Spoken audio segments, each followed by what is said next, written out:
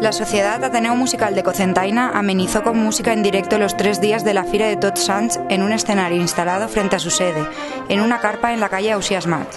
4 grupos de cámara de la banda se alternaron en las actuaciones que se realizaron durante los 3 días.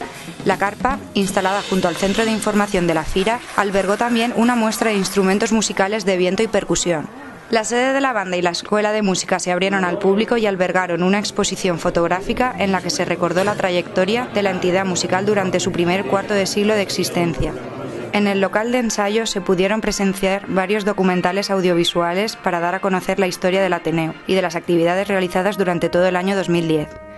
El montaje y organización de esta muestra fue llevada a cabo por los familiares, socios y amigos de los músicos, que pretenden reconocer con este acto la labor desempeñada a favor de la cultura. Miles de personas e incluso invitados ilustres pudieron conocer de cerca la trayectoria y actividades del Ateneo Musical.